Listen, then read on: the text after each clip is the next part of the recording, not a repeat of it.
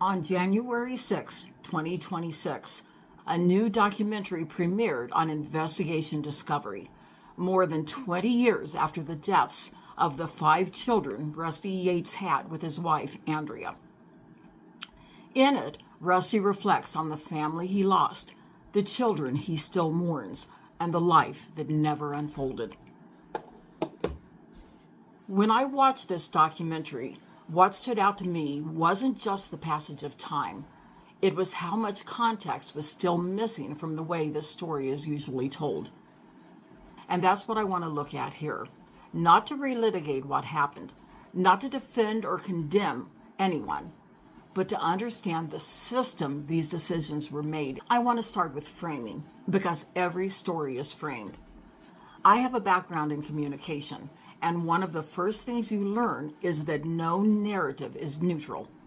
Every documentary, every news story, every true crime case is shaped by choices. What's emphasized, what's minimized, and what's left out. Framing isn't inherently bad. Without it, we wouldn't have a coherent story at all. But framing can also lead us in the wrong direction. Not because anyone is lying, but because context is incomplete. It's also important to remember how big this story was when it happened in 2001. This was before social media, before YouTube, before long-form online analysis. The internet existed, but not in the way it does now. Most people got their information from television news, newspapers, and weekly magazines, and this story was everywhere. It dominated headlines. It was shocking. A mother, 5 children. It felt incomprehensible. And it happened just months before 9/11, during a time when this was one of the most disturbing stories the country was collectively trying to process. In the early days, Andrea Yates was widely condemned. Many people didn't believe she was mentally ill in the way her defense described. The dominant frame was simple and horrifying. A mother killed her children. That framing didn't begin to shift until later, after deeper investigation, after medical evidence was examined more closely, and after an author uncovered the influence of a belief system that had largely been ignored. As information changed, understanding changed. That shift mattered, not just in public opinion, but in the second trial, where Andrea was found not guilty by reason of insanity. This isn't about hindsight. It is about how framing evolves as context becomes visible. There is no serious dispute that Andrea Yates suffered from postpartum psychosis. Postpartum psychosis is not mild. It is a psychiatric emergency. It carries a high risk of harm, both to the mother herself and, tragically, to her children. Andrea had struggled with mental health issues before motherhood, but after the birth of her 4th child, her condition deteriorated severely. She attempted suicide more than once by overdose and once with a knife held to her neck, as Rusty describes, standing catatonic in front of a mirror. She was hospitalized. She received psychiatric treatment. Medication stabilized her, but at some point, Rusty recounts that Andrea said she didn't want to take pills anymore. That decision mattered. The medication she stopped taking included antipsychotic treatment meant to prevent relapse, and shortly after stopping it, Andrea became pregnant again.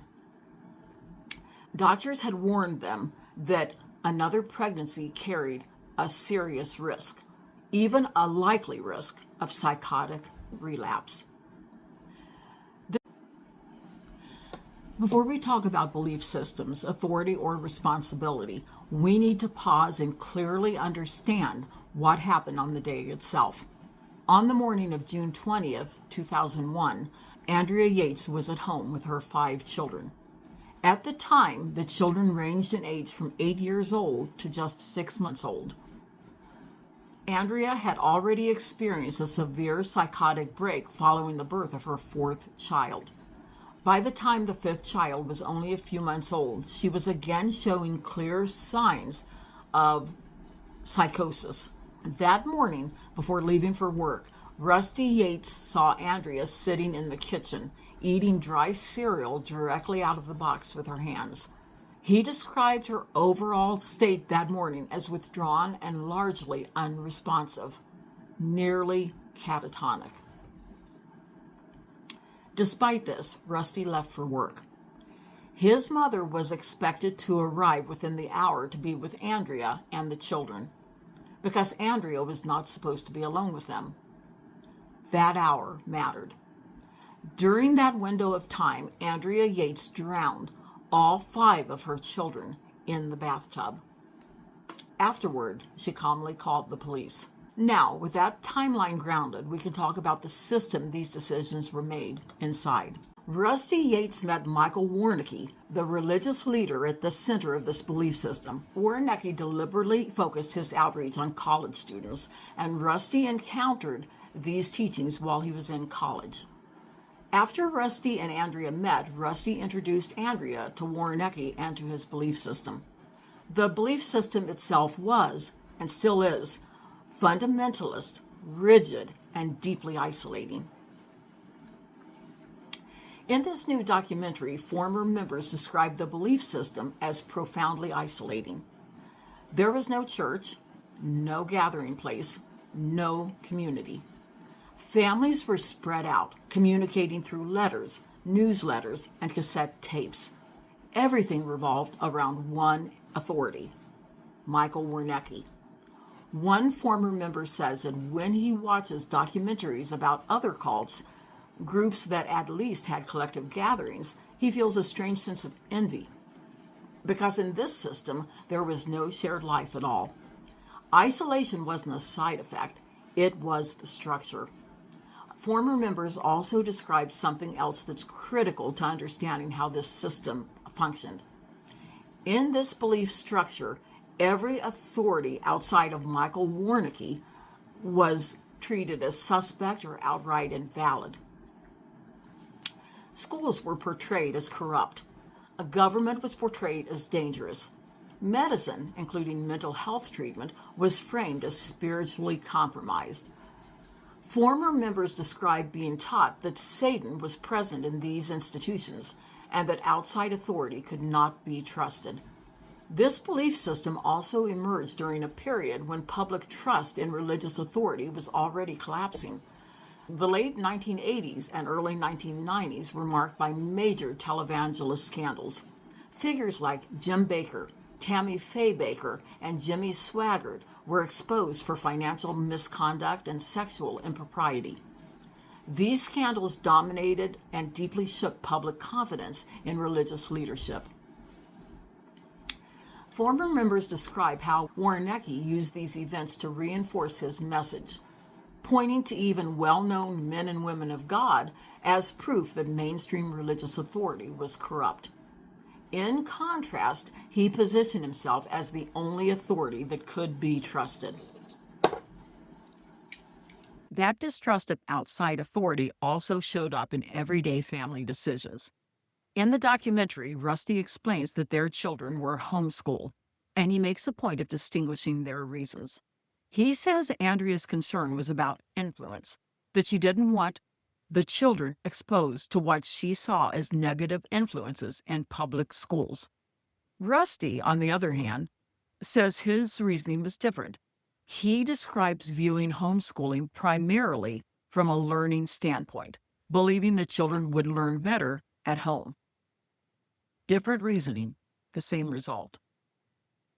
This matters because when any outside source is referenced as evil, and when medical warnings are given inside a belief system that distrusts medicine itself, those warnings don't land the way they should. For a period of time, the Yates family lived in a converted bus. Rusty has said that the bus had previously belonged to Michael Warnecke, and that when Warnecke acquired a new one, Rusty and Andrea purchased the older bus. Warnecki used his bus to travel around the country and preach his version of fundamentalist religion.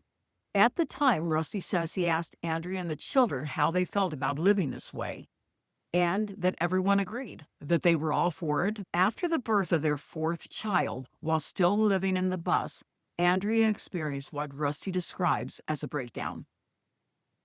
The family went to stay with relatives so they could help care for their children. It was during this period that one of the mothers told Rusty plainly that Andrea needed to be in a house, not living in a bus. Rusty did ultimately move the family into a house, the home they were living in at the time of the tragedy. But that move came late. They had been in that house for less than a year when the tragedy occurred. In the most recent documentary, Rusty reflects on his mindset at the time.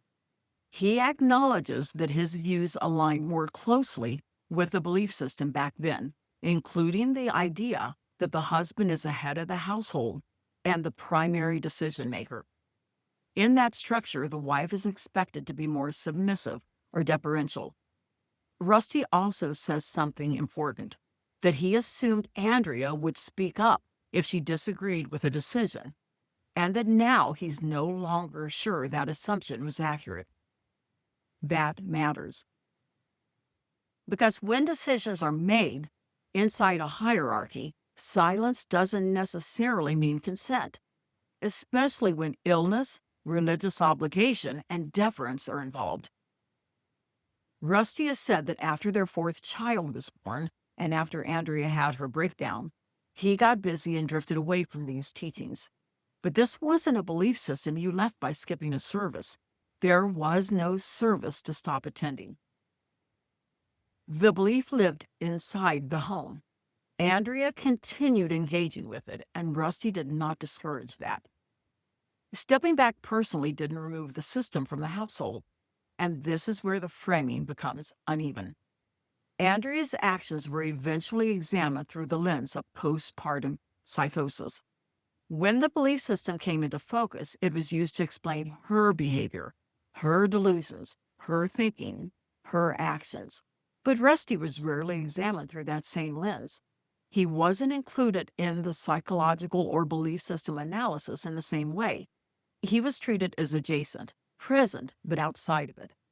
It's as if Andrea was placed under the umbrella of psychological illness and belief, and Rusty was framed as standing just outside it, in the rain. I want to say something clearly because this is where many people, myself included, have always landed. From the beginning, I blamed Rusty. Like many people, I asked the same questions. Why didn't he act differently? Why didn't he intervene? Why didn't he stop this when there were clear medical warnings? And I want to be very honest here, too. That part of my view has not changed. Rusty had information. He had authority. He was not suffering from psychosis, and he had responsibility. What has changed, or more accurately, what has expanded, is my understanding of the system he, too, was operating inside. This new information doesn't erase responsibility. It explains the environment in which that responsibility failed. So my position now is not softer, it's more complete. I want to be very clear about my position. I have empathy for Rusty Yates. He lost all 5 of his children. He lost his family. That kind of loss would devastate anyone. He was traumatized by it. Empathy matters, but empathy does not negate responsibility. Rusty has never publicly said, in so many words, I bear responsibility for what happened. In this most recent documentary, he comes closer than he ever has before, acknowledging influence, acknowledging assumptions, but he still stops short of full ownership. And there may be a reason for that. If Rusty were to fully accept, even privately, that his authority, his decisions, and his belief system played a role in what happened, that realization might be unbearable. It might be something he simply could not live with. Understanding that doesn't absolve responsibility, but it does explain why responsibility is sometimes avoided, not out of malice, but out of survival. This story isn't easy. Understanding the system these decisions were made inside doesn't make what happened less tragic. But without that understanding, we're left with something worse, a story that feels simple but isn't true. Andrea Yates was gravely ill. Her actions were the result of postpartum psychosis, a severe psychiatric condition that distorted her perception of reality. But the content of that psychosis did not exist in a vacuum. It unfolded inside a belief system that frames sin, authority, motherhood, and medical intervention in specific and dangerous ways. Both of those things can be true at the same time. Empathy and accountability are not opposites. In cases like this, they have to coexist. Sometimes the most honest place to land is right in the tension between the two.